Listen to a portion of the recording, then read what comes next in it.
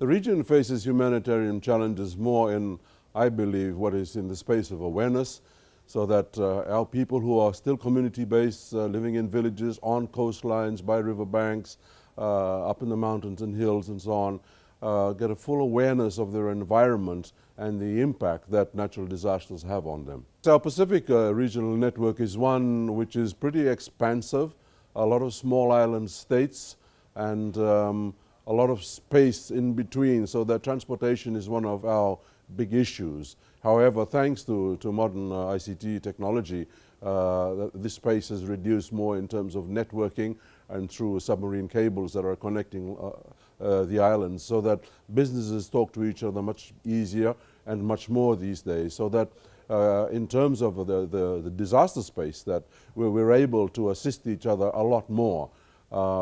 We are the first aiders for ourselves, given that way, before, of course, we have external aid that comes in because of distances and so on. But we're not industrial in any sense of the word, but we're small, medium enterprises, and of course a lot of micro, agri-based industries in our Pacific Island countries.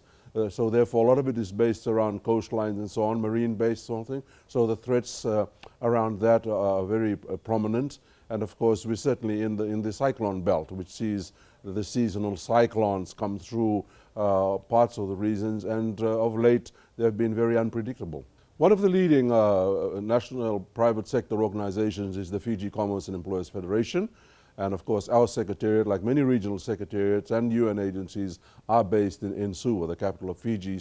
We will use Fiji as a model, because many other economies will find this a lot easier to implement, maybe not at the same scale, but nevertheless we will have a good working model. The Pacific Island Private Sector Organization, or PIPSO as its acronym, is one that is set up by the Pacific Island governments, which also include Australia and New Zealand. So there's a lot of engagement with this, and because of our strategic location with others in the Pacific there's a very strong engagement that carries on. Well, as you know, we're private sector. We're in there for profit.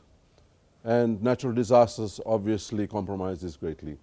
It's not only that, it's not only ourselves, but there's the whole supply chain that is affected. So it's not only in our interests of some of the bigger organizations and so on, but the small, medium ones, the micro ones as well, because we try as much as possible to utilize the services and products within country and within the region before reaching out, because of the cost to land a lot of these goods and services. I think the great benefit from the community is, one, it allows us to be more productive in the way that we utilize our natural resources and so on.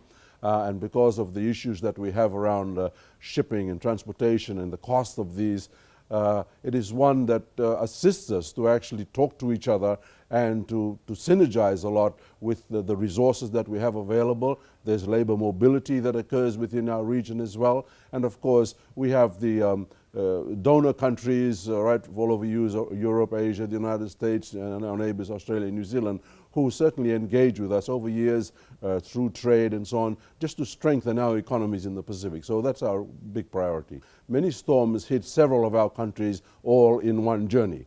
So it could be that several of us are affected in the same way, and so others wanting to help will know what sort of help is prioritized, etc. So we've had Vanuatu, we've had Samoa and Fiji of late, almost a year to date, that we had the terrible Category 5 cyclone sort of thing. So people are looking out to see what has been our response to this in terms of the learnings and how they can better protect themselves in preventive measures. The world has become a smaller place, and through our Asian partners and so on, other regional groups out of the Caribbean, in Africa and so on, there's something I think to learn from everywhere around there in some way, so that we actually build our own model to suit us depending on the threats, the risks that exist within our environment.